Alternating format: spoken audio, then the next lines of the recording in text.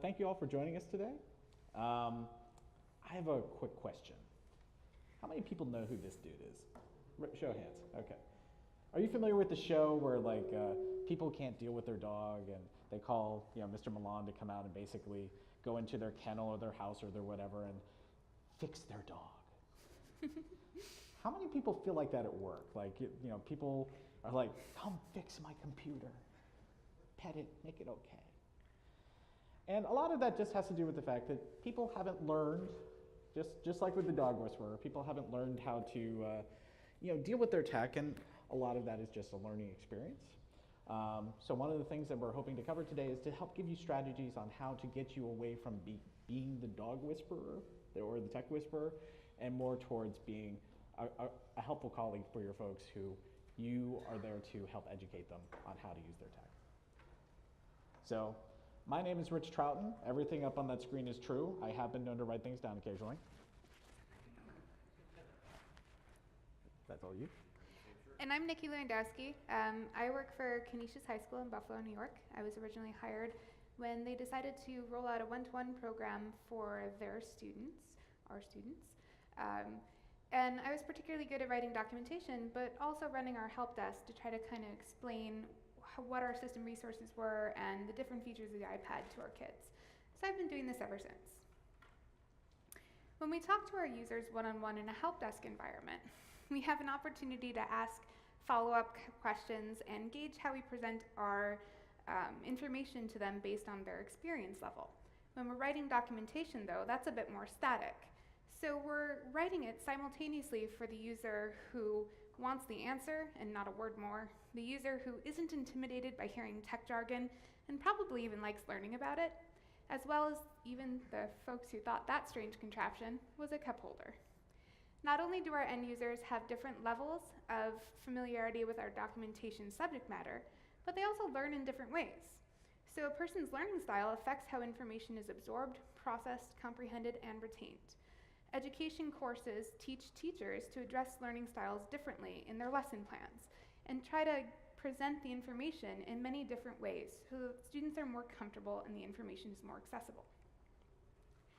Research into how students learn spans 4 decades, and from this research, dozens of learning style models have been developed.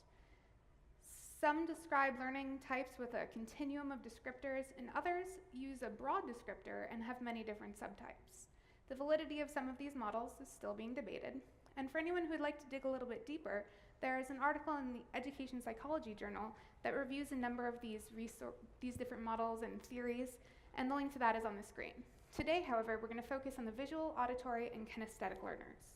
That's called the VAK model, and it's based on the person's cognitive style, their mode of problem solving, thinking, perceiving, and understanding.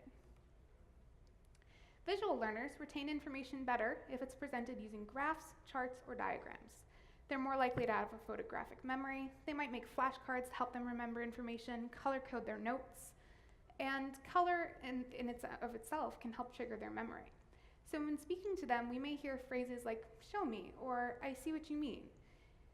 To help gauge our documentation for them, we include video, screenshots, or photos. Our auditory learners learn best when they can listen to the information, or alternatively, when they have the ability to speak that information back to you verbally. Personality-wise, they tend to be musically inclined or have an uncanny ability to remember songs. When speaking with an auditory learner, you may hear phrases like "tell me" or "that sounds right." Inclusion of audio recordings that can be listened to repeatedly and creation of mnemonic devices assist our auditory learners in retaining information. And then we have our kinesthetic learners. They're the people who like to learn by doing, and they're the hardest to accommodate in written documentation. They jump right in, they experiment without looking at instructions first, and they're the type of person who might pace on the phone. They even learn better when they're studying while exercising. That's strange to me, but they benefit most from hands-on experience, and we can help them by providing test accounts or test servers to experiment with. So each of these 3 learning styles are very different in their needs. How do we address them all? Do we end up writing 3 pieces of documentation? Well, we're busy, and we understand that writing documentation in the first place is probably a burden at times. Even if we had unlimited resources, we would not suggest that you write 3 different styles of documentation. Targeting a student's learning style can help make material more approachable, but it's only one factor in determining retention of information. So, when planning out your documentation, try to present the information in multiple different formats. Remember that different types of information present themselves to being displayed in different ways. So a how-to article designed to solve a common problem might not lend itself to incorporating some of these techniques. And there will always be some scenarios where someone needs a little bit more hands-on attention or follow-up, and that's what we're here for. Today we'll be discussing several different ways to engage our users. It's our hope that you'll leave this session with a couple more ideas of things you can implement to make your documentation a bit more exciting. You may look at the next piece of documentation you write and think, but what about this? Voltaire coined the phrase, "The best is the enemy of the good." This is the concept that if we don't consider a task done until it's perfect, we're never going to end up finishing it. We're all imperfect, and that's okay. If we don't release the documentation at all because it might not engage some users, we're preventing all of our users from having access to that information. Imperfect documentation is still better than none at all, as long as it's clear. So don't let all the cool things you can add or do prevent you from doing. Remember that we can always release revisions later. So when you're writing your documentation, who is your audience? Now, in my opinion, this can usually be broken down into 3 groups. There's yourself, there's your colleagues, and then there's everybody else. So the documentation that you write for your own use can take all kinds of forms, from notes typed into a notebook app, emails you send to yourself, or information that you've been posting to a wiki. And in my opinion, this is really the only time when you can make assumptions about the knowledge level of your audience, but let's be frank, we all have off days. Now, the other thing to keep in mind is that the documentation you write for yourself should have sufficient detail that you can turn it into documentation for other folks fairly easily. Now, when writing documentation for your colleagues, my opinion is that you want to tell them the story of the problem, how that problem was discovered, the implications of that problem, that process you followed when solving the problem, and if appropriate, talk about how you initially went down the wrong way, how you recognized that, how you came back and was able to finally find the right path to the solution, and last but not least, how you solved that problem. Add all the details you can into this documentation, including the commented code if a script is available. So, here's an example of this where I had a problem where on my own machine, I needed more space on my boot drive. And how do you fix that? You throw away stuff and then you have space back on your boot drive. But this is on High Sierra with Apple File System. So I was throwing away a bunch of stuff, but I wasn't seeing an equivalent amount of information being freed up on my boot drive. So when I went and took a look at it, it was because of Apple File System snapshots. These were stored on my boot drive, and these were, as I was throwing things away, they were snagging little pieces of it to make sure that I would be able to roll back to that snapshot if needed. So I did still want to free up the space on my boot drive, and the straightforward approach would have been just delete the snapshots. But what if I wanted the snapshots? So I started researching ways where I could kind of get the best of both worlds. Free up space in my snapshots, but at the same time, keep that information there. So through my research, I found another command that did what I wanted to do, and went through the process of how this command works. So I can explain to someone, this is what I found, here's the various pieces, here's how it works, and also just talk about what my success looked like. And last but not least, show what that success looks like. So I've got my before, what I did to run my snapshot thinning process, and afterwards, what it looks like. So you get the full story of the problem, you get the full solution, and this way you come away more educated because I've explained everything that happened with my thought process. Here's another example of that where this is from a couple jobs ago, one that my colleague Javen inherited my position at, where I supported some users that were working on both Linux and Mac simultaneously, and one of my users wanted to be able to address his home folder using a common path. So he wanted to know if he could mount his network home folder under /home on his Mac the way that he could on his Linux box. Now, /home does exist on the Mac, but I didn't really know that much about it. I knew that nothing was in it. I knew that it appeared to be a legit mount point, and I also knew that Time Machine didn't back it up, but that was really kind of the extent of my knowledge. So one ticket to Apple Enterprise support later, I knew a lot more about it. And figured out how my user could do what he wanted it to do, but I also learned about some gotchas with the password where it couldn't be more than 8 characters long, and it couldn't have numbers or I think it was like special characters where you couldn't have a bunch of symbols in it, because then you'd get an error and it wouldn't work. Because of course, nobody has a password longer than 8 characters, and nobody requires special characters in their password. Nobody does that. So I went through all of that, and then I kind of discovered that this was not the best approach to use. In fact, what I shouldn't be doing is, instead of using SMB for this, I should be using NFS, because that gets the password issue out of the picture, and it actually makes it easier for my user to work with it, because when he boots up his Mac, it just mounts, and then he's able to work with it. And of course, because for folks wanting to dig more into this, I included links along the way so that the people who wanted to dig more into this, for either their own edification or because they were having a similar problem, they would themselves be able to do additional research from my jumping off points. So the idea is not just to tell your colleagues how to solve the problem, but also show them how it got solved. So, because if you can teach your colleagues how to fish, maybe they'll start bringing some fish home. The idea is that you're not the only problem solver. Maybe someday you'll be able to bring your own problem when your colleagues will be able to pick it up, run with it, and bring you that solution. And once you've hit that, that's a good place to be. Also, one thing I hear again and again is, why should I document this? Nobody's going to read this except for me. Well, when I hear that, I know one person's going to be reading it, and that's you. So treat your future self right. Make sure to document the process that you were following, because walking back through that process later may help you get yourself into that mindset you were in when you originally wrote that documentation.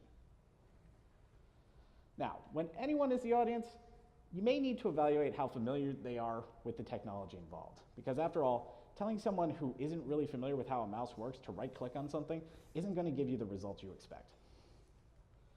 So if the likely audience needs fundamental knowledge, you'll need to include educating the audience about the basics as part of helping to fix their specific problem. Now, there are going to be limits to how far you can go in the training aspects of your documentation. If you find yourself in a position where you are reinventing a training class inside your documentation, that's the time to stop and actually set up a training class. Now, that said, you should also try to incorporate your documentation into the curriculum of that training class, so that once a class is over, your newly educated trainees now know, here's where I can go if I need additional information once the class is finished. So if the likely audience has at least basic knowledge that you can rely on, focus on helping the reader figure out if the problem you're covering in the documentation applies to them. And if it does, provide a step-by-step solution to fix the problem that they're having. Now, if appropriate, include the story of the problem in the documentation. However, that information should go into its own section following the solution. That way, the user doesn't have to read through it if they don't want to. In this situation, it would be nice if the user picked up education along the way, but the ultimate goal is to get the user back up and working as quickly as possible. So, as an example of this, here's an article I wrote a few years ago on a wiki, where this seems like a bad problem. I'm unable to find my home folder on my hard drive. How do I fix this? Well, the solution is to update to iTunes 11.2.1 or later, and I showed them where they can find that. And if for whatever reason you can't update to iTunes 11.2.1 or later, I take them on this bizarre journey into iCloud where they disable Find My Mac, and then I tell them to download this installer and run it. And, once you've run the installer, reboot, and after the reboot, verify you can see the user's folder again. I've explained nothing. I've just told them what to do. The explanation comes after the fact, where I explain that, so there was an iTunes release that had a bit of a bug. And it only manifested if you had Find My Mac enabled. If you installed iTunes 11.2 and had Find My Mac enabled, your home folder disappeared and became world writable at the top level. This is a problem. So naturally, the solution is to update to a later version of iTunes that doesn't have this issue, but if for whatever reason you just could not, iTunes 11.2 was your nirvana and you just had to stay there, well, then following the procedure shown in the KBase article would get you back to where you could see your home folder again. It's also really important that Find My Mac stay disabled or else the problem will come back. So most of our documentation lives on electronic media of some sort. We naturally read things electronically different than we do in print. We're more likely to skim an electronic document looking for keywords or phrases. Making smart use of markup can actually help our users skim through our document and more easily determine whether or not that article is really relevant to our needs. Whatever decision you make in your formatting, do your best to be consistent, not just throughout that document, but throughout all of your documentation as a whole, so your users know what to expect. Let's take a closer look at the example Rich used last.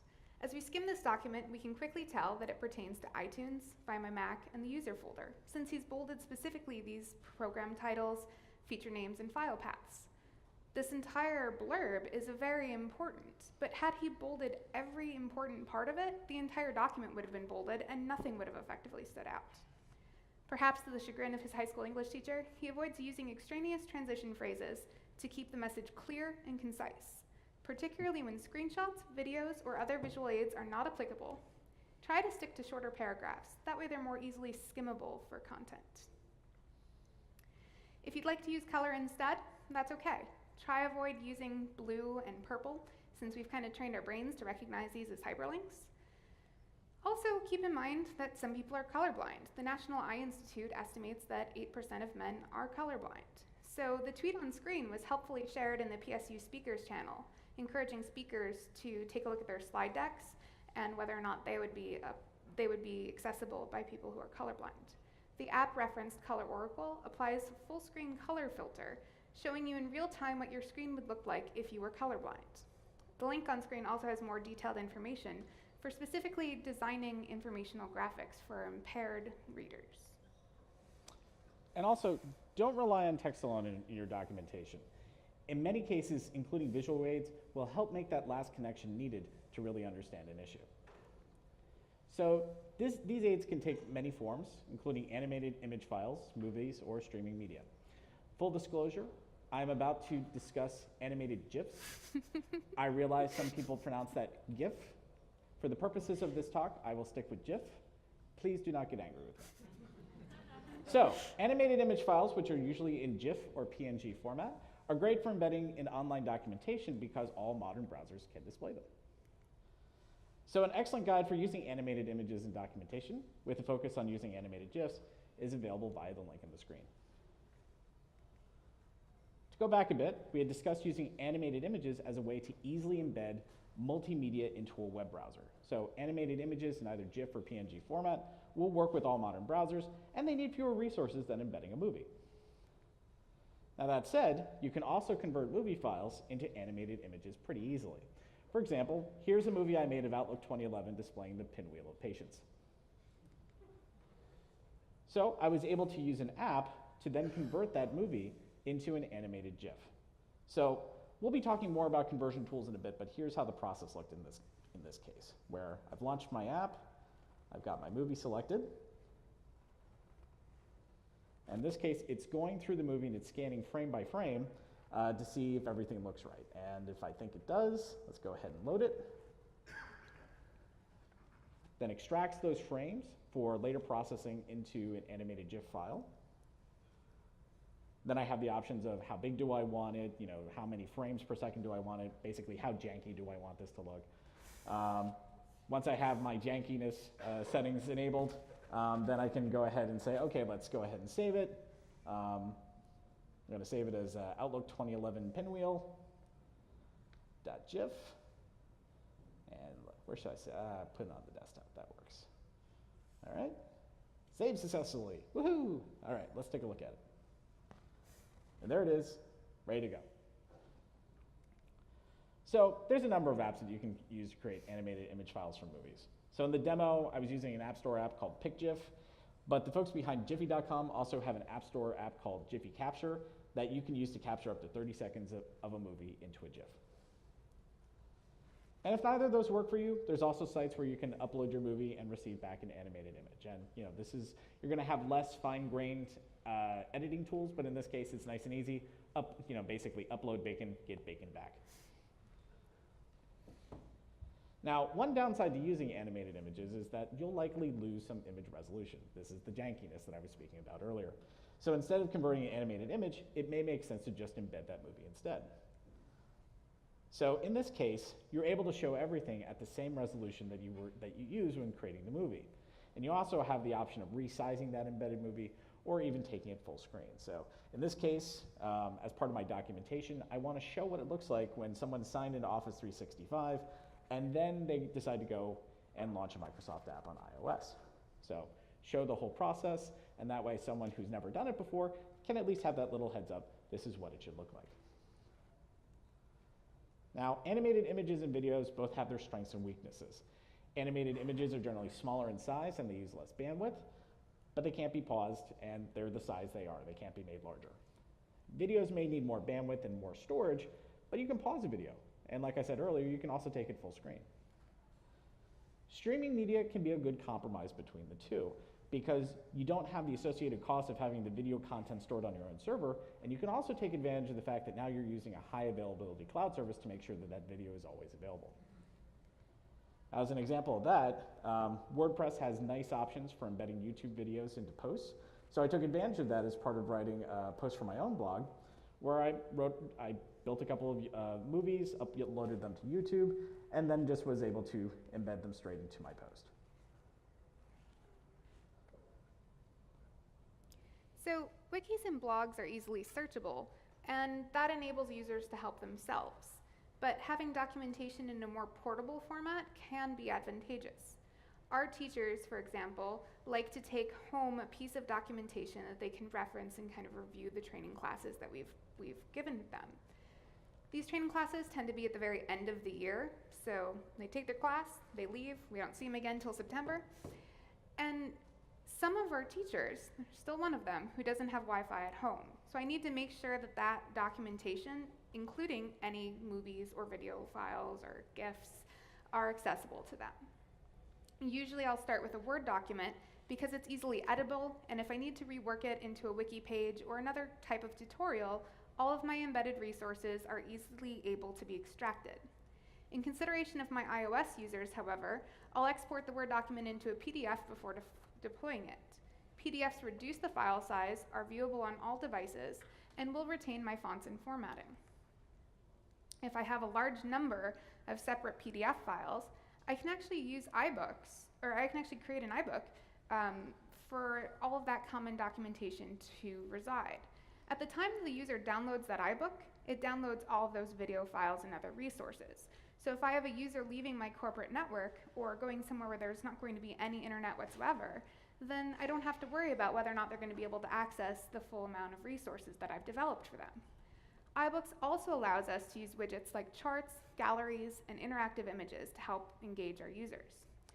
In-house books can be pushed to users' devices using your MDM, and without the need for an ISBN number or publishing to the iBook store. This can help keep your company's proprietary information in accordance with its security policies, and also you won't have to wait for Apple to re-review your submission to release an update. Both iBooks Author and Pages can be used to convert existing documentation to ebook format.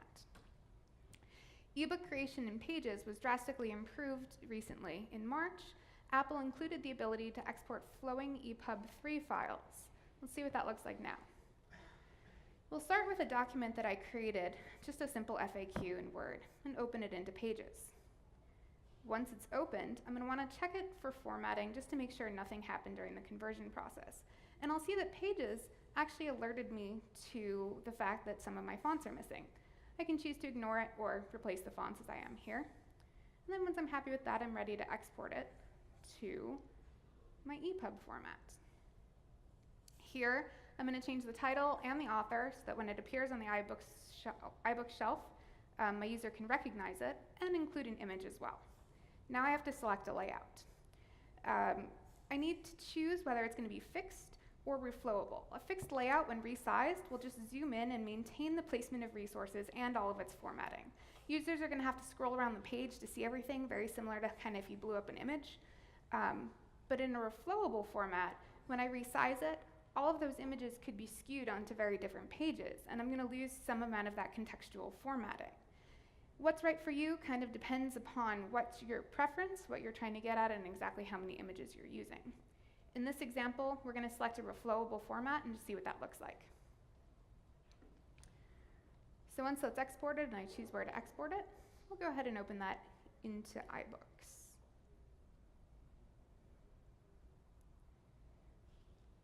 for real this time. So we get that image, and we can go ahead and click through. I'll see that even though in Pages everything looked okay, that formatting's not perfect, so I'm gonna have to review that. Before I do, let's see what it looks like when I blow up and increase the view. You'll see that number 2 had a picture associated with it, but it went down to another page, and a user reading this for the first time might not have known that. I'll select the text of the first bullet point here, and I'll be presented with a bunch of different options. I can highlight that text, add a note, search the book for additional places where that appears, or even have iBooks just start reading that text to my user. That helps with visual impairment or even auditory learners.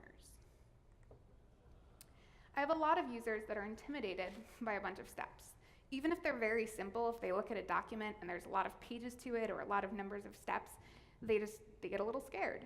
So sometimes what I'll do is I'll create a video for them and just work them through that process. A couple-minute video, even if it might be like 10 steps, is more approachable to them. Here I've created one of those videos and I'm going to insert it into the end by just choosing the media into Pages and then re-exporting it. I'll change the name so that I can tell the difference, and based on the lessons that I learned previously, I'm going to actually change the layout to a fixed layout so that it's better for my users. When I open this in iBooks,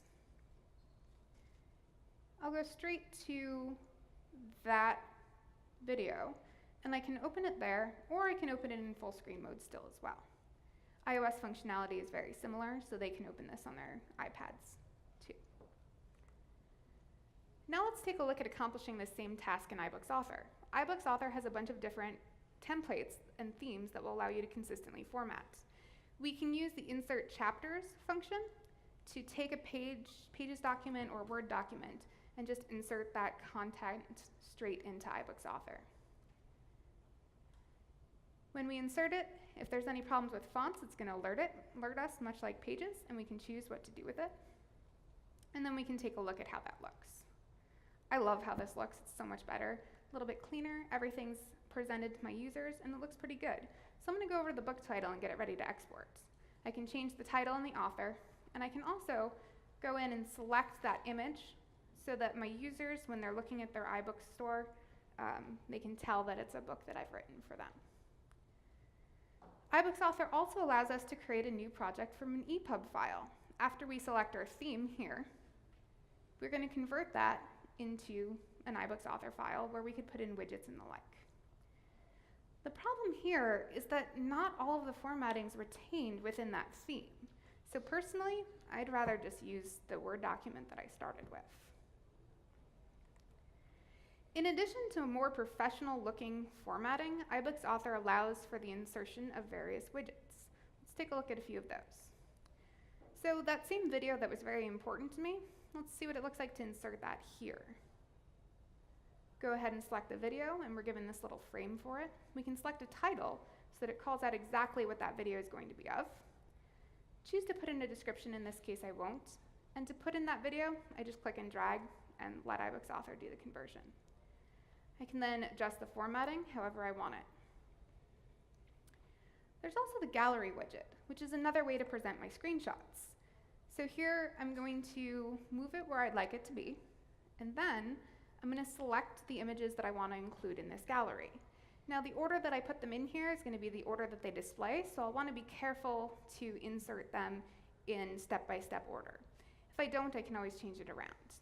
But then I'll give the gallery a title, and then each picture has its own description, so I can kind of rewrite that step that I'm trying to show in there.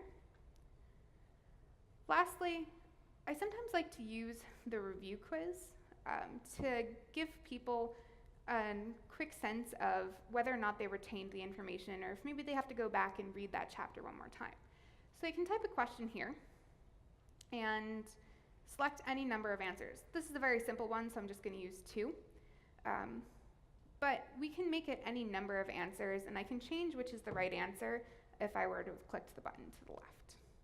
When I'm happy with how that looks, I'm going to export it to iBooks. I can choose to export it as a PDF, but in this case I'm going to export it as an iBooks file. When we open it in iBooks, we're going to have a few more options. We're going to see that there's a summary of the chapter, so they can kind of get an overview of what's coming up. And we'll take a look at those widgets.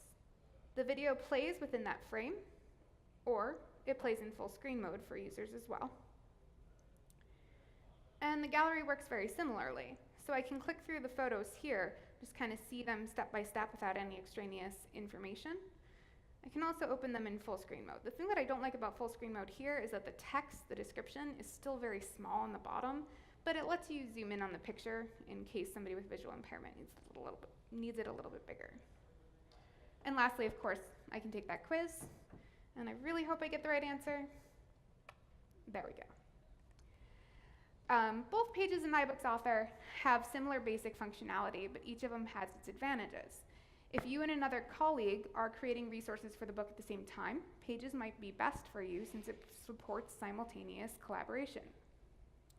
EPUB 3 documents exported by Pages can be opened by any e-reader on any device. Pages on iOS can even export directly into iBooks. Though media can be inserted using both tools, iBooks Author uses non-multimedia widgets such as quizzes and HTML file objects that are not available in Pages. We can also add a glossary and a table if we want to give our book a little bit more of a complete traditional book feel. And editing is a bit easier in iBooks Author because you don't have to export the book to see what it's going to look like in iBooks. You can just preview it. The link on screen is to an iMore article, which compares and contrasts the use of iBooks Author and Pages. One thing that they call out is that the Pages and iBooks Author development teams are the same. So we may end up seeing some of these features bleed over into each of the products going forward. In preparation for our one-to-one rollout, I created a lot of iOS documentation. To engage our younger students, we tried to use as much video as possible. We can create video demonstrations from iOS devices in a couple of ways. So with our iPad plugged into a computer, I can launch Quicktime here. And we can select a new movie recording. It'll use the FaceTime camera by default, but if we select the drop-down next to record, we can select what our iPad is named, and then we'll see the iPad screen available here. We can click the record button, and it'll start recording whatever we do on the iPad. iOS itself also has a native screen recording function. So to add that screen recording function, we go to our settings, and to Control Center, customize Control Center, and we add the screen recording button. Next time we go back into Control Center, that'll be up there and available for us to use. So once we tap that screencast button from Control Center, our menu bar turns red and the video recording starts. When we take a look at typing in here, we notice that what I'm typing is actually highlighted. So if you go to type a login or your password or any other sensitive information, it's super easy for people to just figure out what your password is. Be careful. When you're done with it, that recording actually goes into photos for you to go ahead and send to yourself, email, whatever works best. Quicktime is one of the tools you can use to edit your screencasts. In this example, I just wanted to trim the first little bit off because it took a little bit to start. So I'll select Trim from the Edit menu, and I'll drag the selection to where I want the clip to start. QuickTime Player has a very basic editing functionality. QuickTime Pro has a lot of additional editing functionality. The problem is QuickTime Pro is a 32-bit app, and there's no sign right now that Apple is going to continue to support it. So to edit further, we'd want to use iMovie. In addition to just trimming clips in iMovie, I can play with time a little bit too. To reduce the amount of time somebody has to sit here and watch me type, first I'll need to isolate the clip that I want to speed up. So I'll watch my video until the playhead is at the start of where I want to speed it up, and I'll right-click and split the clip. I'll do the same at the end of the clip as well. And then, selecting the clip, I can go up to the little clock stopwatch icon, and then we'll see a drop-down menu for speed appear. I can make it slower or faster. In this case, I'm just going to make it twice the speed. And then, when I play it back, it's just going to be quicker.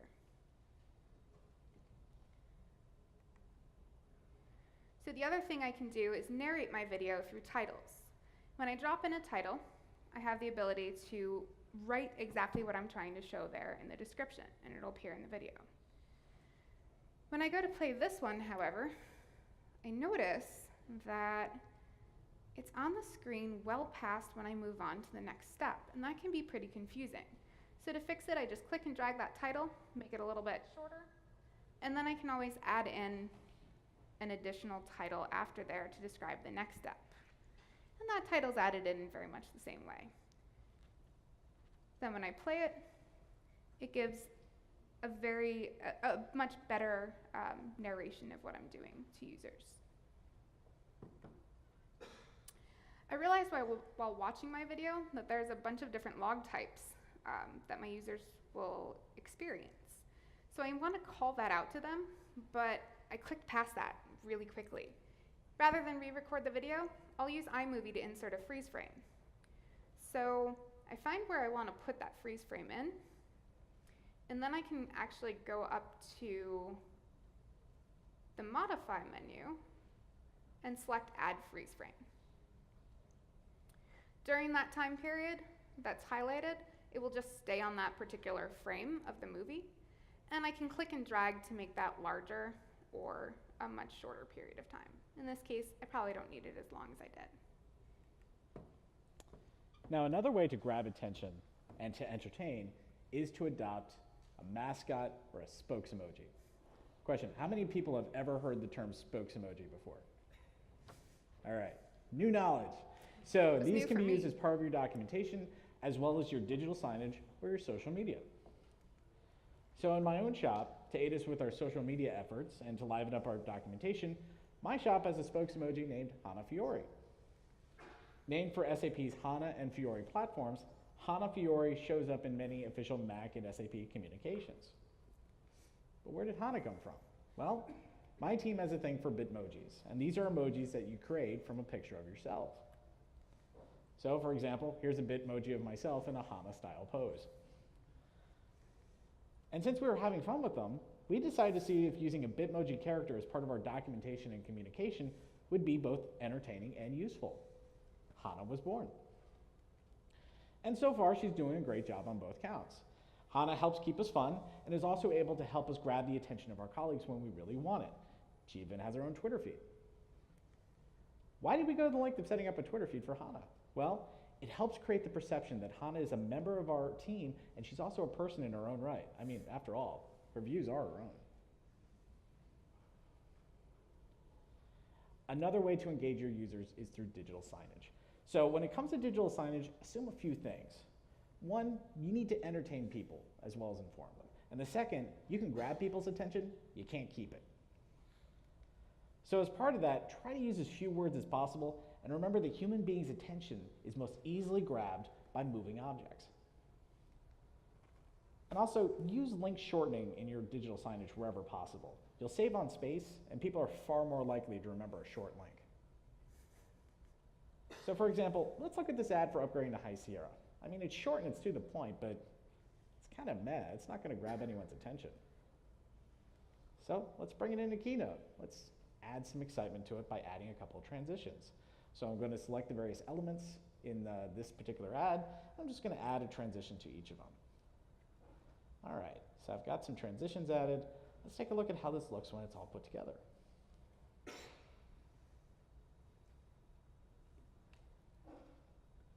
Got my moving text, and then the big reveal at the end. So that's more visually interesting to look at. And how do I get it onto my digital signage? Well, straight from Keynote, I can export that out to a QuickTime movie. 1024 by 768? No, let's do 1080p. And this is how it would look to someone who's coming down the hall and is just turning their head to look at your digital signage. It only takes a few seconds, but they're able to absorb that information and they know where to go for more information. So when we create our digital signage, or really for any of our training and documentation, it's our job to don our capes and be Captain Obvious. Sometimes we have a tendency to think that if we state the obvious, we're insulting the intelligence of our users. And that's just really not true. Sometimes the obvious isn't obvious to everyone. Moments ago, Rich mentioned using memorable link shorteners. Though we've probably all shortened links before, It's likely at least one person in this room or watching later on the recording never thought to make the link more mnemonic. Take time to explain the importance of the obvious piece of information, and your users are less likely to take it incorrectly. If there's a relevant knowledge base article that you can link to in one of your ticket responses, or when you're having an email correspondence with your users, do it. The more you use your documentation, the more your users are going to use your documentation. And the goal here is to get them to use your documentation and incorporate that into their troubleshooting process. If you link back to your documentation, you can also help identify things that you need to improve on, maybe a missing knowledge base article. I go to write an email, there isn't a knowledge base article to attach to this person on how to create a mail merge in Word, because I never thought I needed to do that. Well, now I know my users need that, and I can go write that piece of documentation for them. You don't need to have a large budget or a dedicated technical writer to write documentation well. All of the tools that we've discussed today are free or low cost and are easily available. Remember, it doesn't have to be flashy to be effective. Look for opportunities that fit your environment. My organization changed a large number of resources all at once, and I was having a struggle trying to balance spending time finishing that project, answering my tickets, and spending time writing documentation. So what I actually was able to do is have that discussion with my boss, and we blocked out the afternoon on Fridays for me to sit down and write documentation. Everyone in the org knew that unless it was in a super important something is on fire emergency, Friday afternoons, I just wasn't available. And that ended up working out. Now that you've seen all of the different tools, you may not think that a quick video is good enough anymore. You can drop it into iMovie, add some descriptions, create a Bitmoji that can tell users about how awesome and exciting this new piece of documentation is. Well, just remember what Voltaire taught us. If we wait to do things until it's absolutely perfect and it never gets done, we're not actually benefiting our users. We have to start somewhere, make your documentation clear. If you don't have time for that flashier resource to be included, release the documentation. Release an update when you can. Small environments like mine offer other benefits for user education. I'm far more likely to know my users individually and get a chance to communicate with them on a daily basis than someone who works for a company where their users might span the globe. That guy. So especially around the time that I roll out major system changes that can seem scary, they usually come, at the beginning of a school year when teachers are already stressing out about the new course they're about to teach.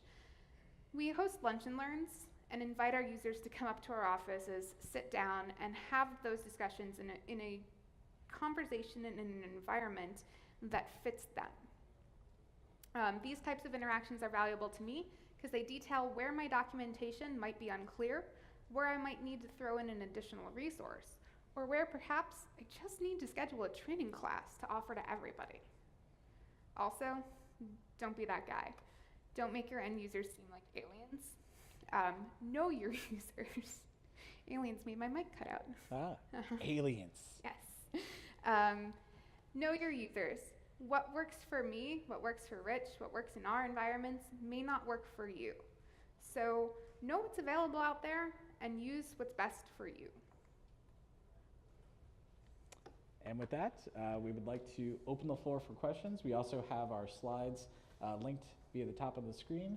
Our feedback link is also up on the screen. And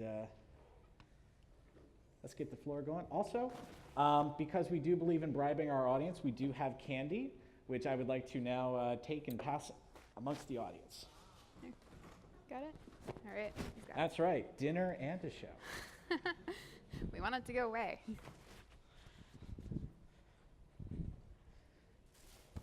I'm just curious, how do you handle the constant changes in like an application's GUI and keeping the documentation updated as well? So if someone updates their product and it doesn't look like it anymore. Yeah, that's a pretty good example. I'm not sure what Rich does in his environment. A lot of my services are actually hosted, so sometimes I don't even know when they're going to update. And when they do update, there's that period of time before I can log in and see, okay, is everything still the same? I'll try to review the documentation, and that's why it's super important to keep your Word document or whatever you start from so that you can just go in and update a quick screenshot here and there. The real struggle for us initially when we did our one-to-one deployment, we wrote an entire iBook that taught our kids, how do I use an iPad? Because the biggest fear of our administration was that some of these kids hadn't actually used an iPad before, and they hadn't. But as we all in this room know, iOS is released a month after school starts. I can't rewrite an entire book during the first month of school. The real point is, if users can't find the information in your documentation, they're going to submit a ticket, they're going to come and ask you. But the goal of our documentation, or at least my documentation, is to educate my users and give them a way that they can help themselves when I'm not available, or they're at home, or it's 11 o'clock at night and they're having a problem. So your documentation, much like you, is never going to be perfect, but we try to do the best we can. Yeah, and definitely keeping up with documentation, that struggle is definitely real. In my own shop, we are able to have at least some control over it because we have a release train, scheduled monthly release for new software, for at least new software that we can release through our own management system. So we're able to at least, at that point, hopefully get ahead of the curve with documentation and have that released at the same time that we're releasing the new software. But we're also using hosted services like Office 365, and sometimes Microsoft just changes something on you and you got to scramble to keep up. So the answer is you basically carve out the advantages that you can. You're not going to, sometimes you're just going to have an hour or so to respond, and that's just the way it is. And that's the other time where knowing your users and having that communication with them as much as possible is really important. Because if, you know, Microsoft 365 releases an update and now something is different, if you have that communication with your users, they're going to tell you, hey, I tried to use that article, but it didn't work. And then you pull up that article and you're like, oh, well, if I just change these two things here and republish. Yep. And I mean, it's not just your user base that has this issue. For anyone that has to deal with a large distributed help desk, this struggle is also with your help desk technicians. An example of that is that in my own shop, we've pretty much standardized on High Sierra at this point, and we're also using Jamf Pro to manage our stuff. Well, in Jamf Pro 10.3, we switched from having this nice quick add installer package for High Sierra to now we have this iOS MDM style enrollment process. Well, our technicians were okay with, you know, put in my username and password, get back installer package, double click and run the installer package. Now they had like this 5-step process where we had to basically document everything out. And for those folks who were just like, I was elected to lead, not to read, we also had a video for them at the end where I had a complete showing of how this should look. So that struggle is real as well, sometimes communicating with your technicians, most of whom, like I said, if you've got a large distributed help desk, you're never going to meet. So you just have to do your best to address that large and diverse audience.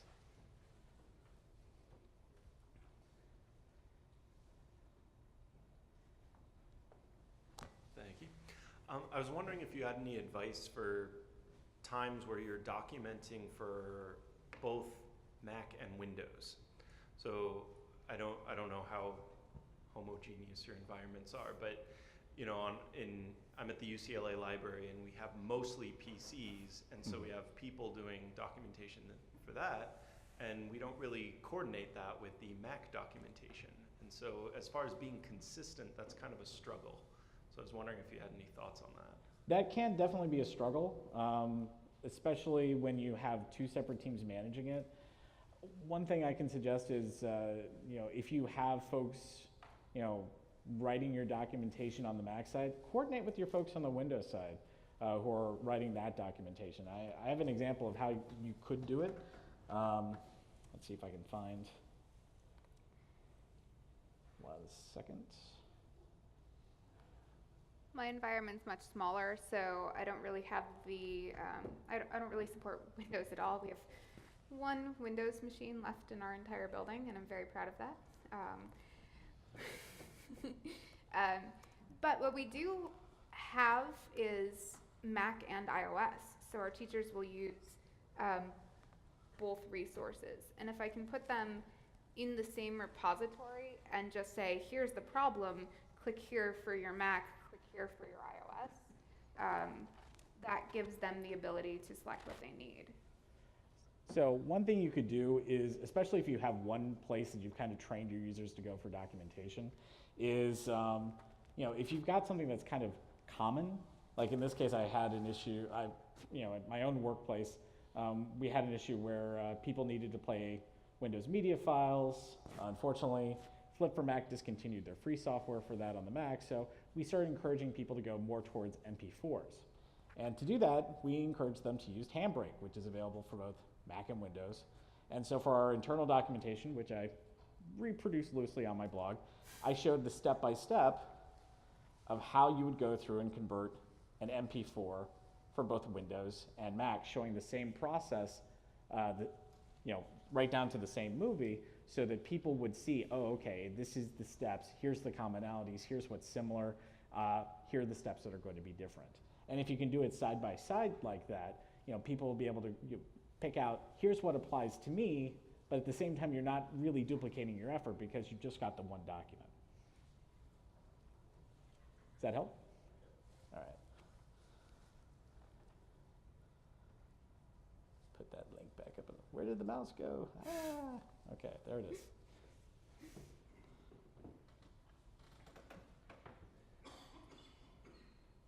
Any more questions? Commentary on Candy? Excellent. Nikki's choice.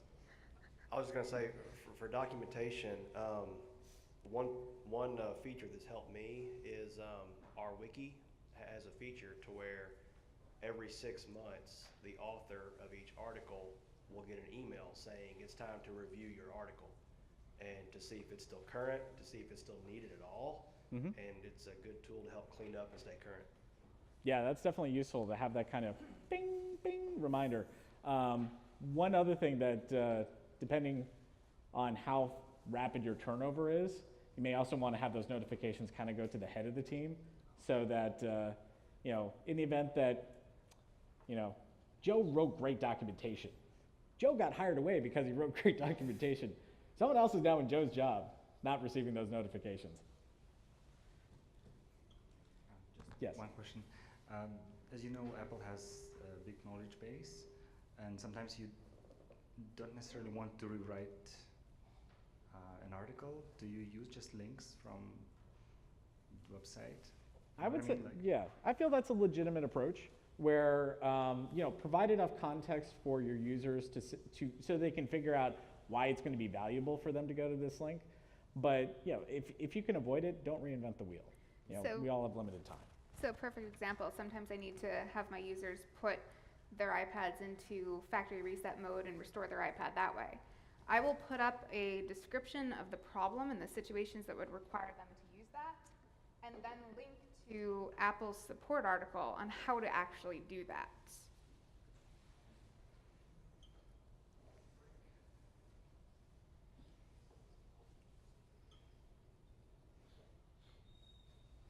Any more questions, comments, feedback? Yes, you, sir.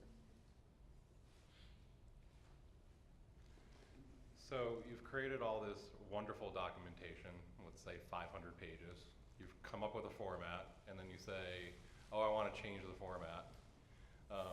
What's the process of going back and going back through the older documentation to sort of revamp it to follow the new format structure?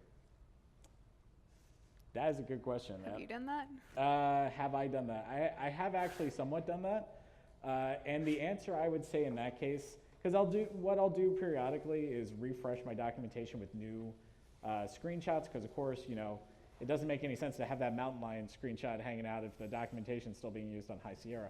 And it's at that point that since I'm going back to that documentation anyway to refresh it, that's when I would also make those changes to that style guide, to bring it in, compliance with the new style guide. Because, going back and redoing it all just because, that's a full-time job on its own.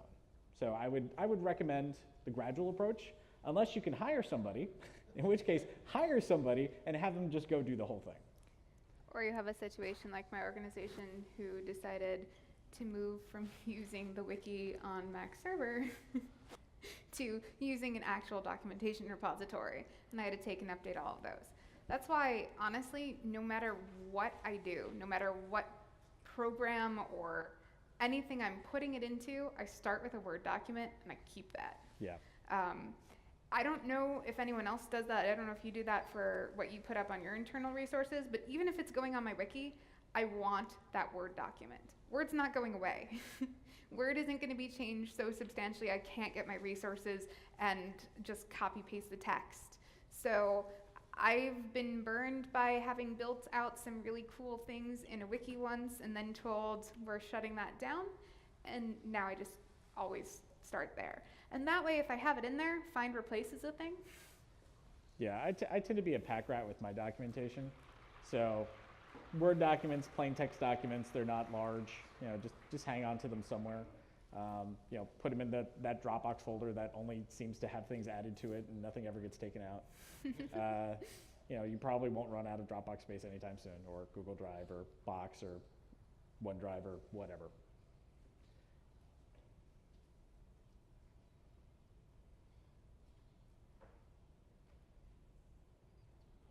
Out of curiosity, how far has the candy gotten at this point? Oh, excellent. But has it hit this front row? It has not. Share. Does anyone have any other questions, comments, feedback?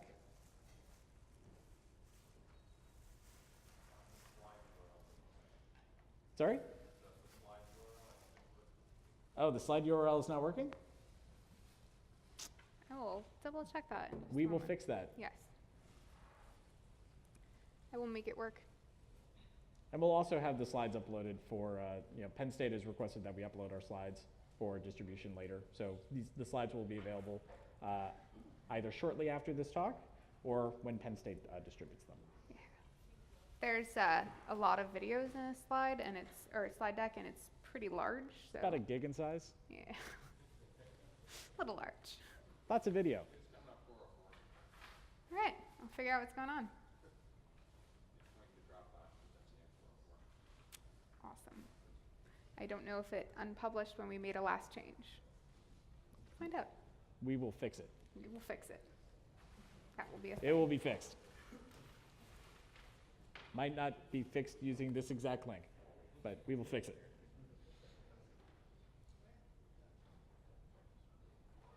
All right. Any other questions or comments or anything else?